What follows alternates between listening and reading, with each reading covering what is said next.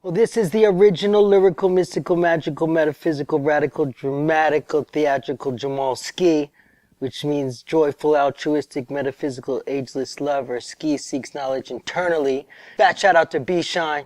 We in full effect. Futurism. I grew up on the Upper West Side, and I grew like a couple of blocks away from the Rocksteady crew and Rocksteady Park, which is on 98th Street in Amsterdam. So in my neighborhood, they used to have park jams, you know? And first, I was I used to pop and lock into the electric boogie. You know, I was in a crew. I used to battle. So we used to be in the jams, and I knew people that were DJs and MCs in the jams, you know, from my neighborhood. And, I was into the whole culture, you know, breaking, writing. I was writing graffiti. I mean, it was just a natural, progression where I grew up. We also did other things too, and we're into other kinds of music, but we were definitely into hip-hop and reggae, you know. There's a time period in hip-hop. There's a place called the Roxy's. Sometimes you'll see videos. That's where you see the Soul Sonic Force, where they're dressed up all crazy. And there's a time, when Blondie. There's a time period with reggae, punk rock, and hip-hop all collided together because they're all underground rebel musics, you know. And that's what really inspired me, you know, like rebel music, you know, non-conform style. So I'm a part of all of those things, you know. I got obsessed with reggae and dancehall and dub culture, you know, which a lot of this stems from, in a sense, the sound systems, Cool Herc, MCing over music, talking over music. And so I'd be in a hip-hop cypher, you know, somebody be kicking kind of like a hip-hop beatbox. So when it was my turn, I jump on it in a ragamuffin style, you know, because I was obsessed with dancehall and reggae. And then from there, it just expanded. You know, I moved out to Oregon for a while. And then when I came back to New York around 1990, 89, it was really open. Not like these backpack, you know, open mic things. It was really clubs where you could go through and possibly get on the mic. I was running around. I'd be on the mic with Tretch, Busta Rhymes, with Drez a lot, you know, those heads in that era. And it was working. People liked my energy, I guess, you know. So from there I started to build. You know, eventually I hooked up with Bobby Condors, Massive B Sounds, and now he's super big reggae sound system. He's on the radio every day. And I made this song, Jump Spread Out. And actually, one day rocking in a jam, there used to be this spot called Car Wash downtown on the Lower East Side. I was ripping it, and I guess KRS-One was there too, and he was into what I was doing. So he's like, yo, give me your number. So I gave him my number, and he never called. But one day walking down 42nd Street, I see KRS-One walking. He had like turntables under his arm and like a mixer, just walking down 42nd Street. This is like 1991, 90 really. And he's like, yo, I lost your number in the wash.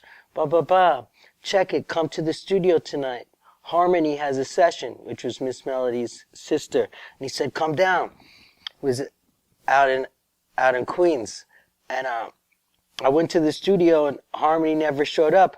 And me and Chris ended up doing a song. I couldn't believe it. It was called Box Down Satan. Hopefully I can find the tape somewhere. Never came out, but it was super dope. And when I got home, I couldn't believe it, you know, because I looked up to KRS-One. You know, I used to see him in the Latin Quarters. I seen him battle Melly Mel. You know, this is like, when I seen that was like late 80s. He just started connecting with me.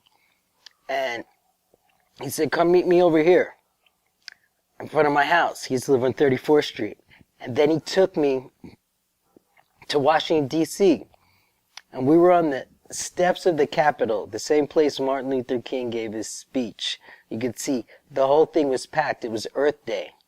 John Ritter was there, Malcolm J. Warner, and we were performing. You know, I was on the stage with me and Chris. I couldn't believe it, you know, and it was the whole thing packed right there, just like, you know, when, you know, massive speakers speak, you know, when they do things there. And so, and he was getting mad political.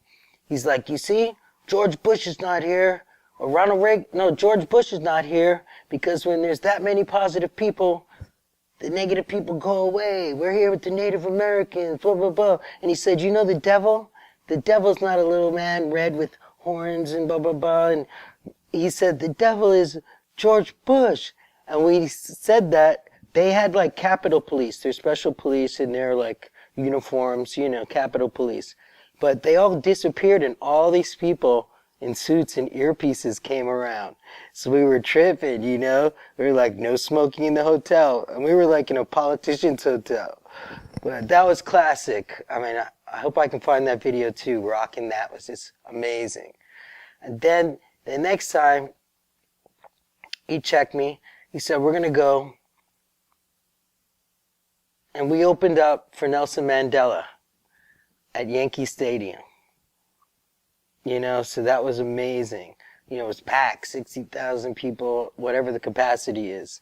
And we also did in Oakland Coliseum. But they kind of jacked him because they knew he was going to come with a strong political message. So they kind of pushed back his time, you know.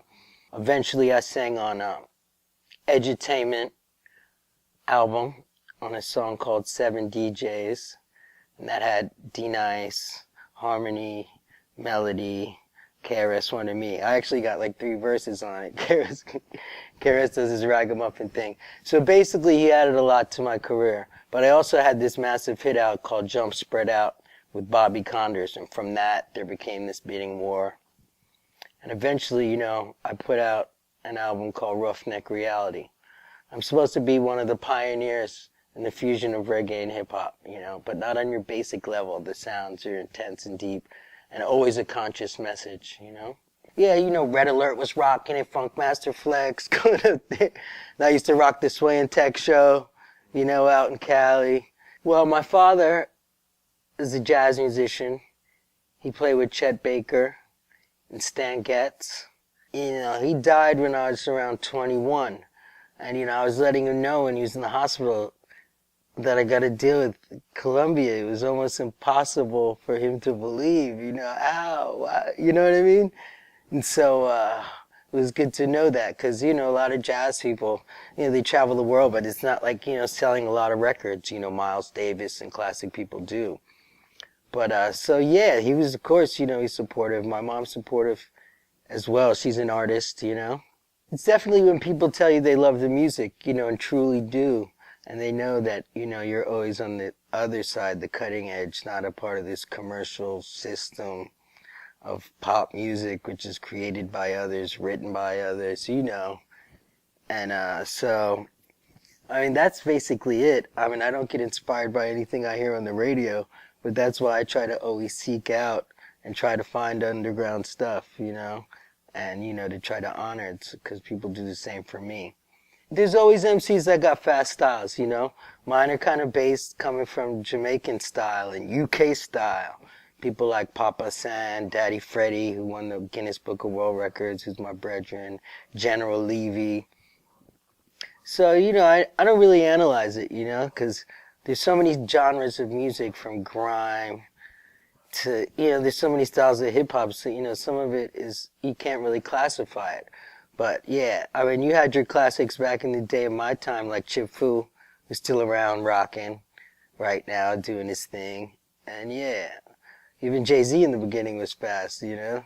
I can tell you the challenges that I'm dealing with, which is basically being an independent artist, you know, and be able to do all the marketing and, you know, promotions and publicity. You know, I was living in Europe for 10 years, and there it's so much easier because they really honor the music, you know, underground music, or it doesn't even have to be underground or overground, but it's not just pop music, you know, it's music with all different sounds. So there's more access, and people honor the music more. They have 3-day festivals. Here, when it's a festival, it's some big, you know, summer jam. Out there, they're doing a summer jam every weekend in every city in every fucking country. Every style of music, reggae, hip-hop, all forms of underground, electro, jazz, whatever it may be, cumbia, you know, favela funk.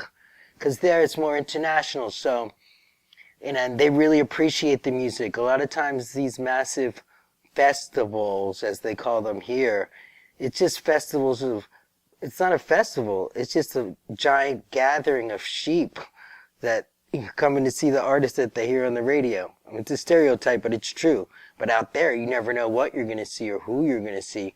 Plus, they have, festivals have international hip-hop artists.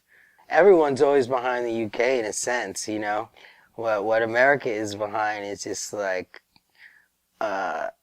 seeking out and learning about different forms of underground music or even just underground hip-hop and the culture of hip-hop. Can you believe there's people? I mean, when BET, every time they play their rap, the hip-hop Sunday. There's no hip-hop, it's rap, you know what I mean? And that's what's annoying, because, kids that are 15 should know who Public Enemy is, And it's only those kids that have parents that were from that era or that seeked out, I seeked out things. That's how I came across KRS-One and Ice-T, a Grand Poobah, and then eventually came linked with all of them, Yeah, I love dubstep. I make dubstep, trap, drum. It's all the same. People gotta realize, Man Parish, Mantronics, Tila Rock, all of that music was made on drum machines, even though it was pre-computer. That's why all the time you hear the word 808. Somebody gave that sound a name, It's a drum machine, So those people actually that are major like electronic producers, a lot of it was gotten, Kraftwerk. I'm sure Bambaataa listened to Kraftwerk and The Art of Noise. They had a song called Beatbox on it. It was, crazy. As well as old classic, soul and funk and jazz, but also like, Latin funk. And, we used to go to the jam, see UTFO, see Run DMC. In the party, they have their little reggae element. Then they'll have their house element, and then they'll have their hip-hop element. It was all mixed together. It wasn't, it wasn't segregated. Yeah. Not that it always is here, but it was just way more united. People accepted all forms of the music. Yeah. Always trying to keep positive lyrics, humanitarian lyrics, fuck George Bush type lyrics, try to expand the mind. Never really try to make a commercial song. If a song is commercial, it just ended up that way because that's how it came out, or because people liked it, But, a lot of these artists are just trying to make a commercial song.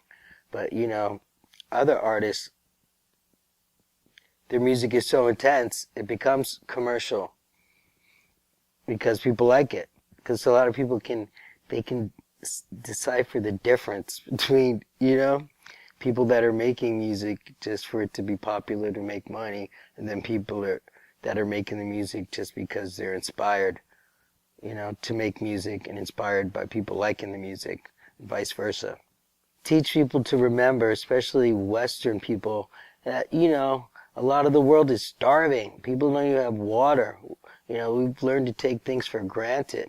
And the goals in the music, especially in relation to, I don't know what to call it, hip-hop, in relationship to rap, it's not even like, I love Cool G rap, I love all forms of gangsterism, but they're portraying a story. These guys are acting like they're gangsters and just talking about money, hoes, clothes, and they're not teaching anybody. And they're the ones that are, have the full, they're exposed because they're in media in all forms. So, yeah, just one of, positivity and creation, being productive, definitely being original, And that's about it, And as a defender of the hip-hop culture and the elements that encompass hip-hop, which is not just rapping.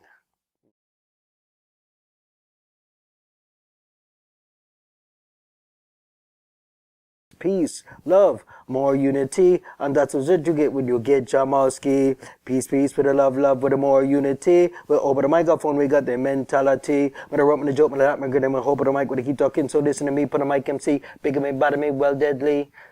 Don't like the army, don't like police.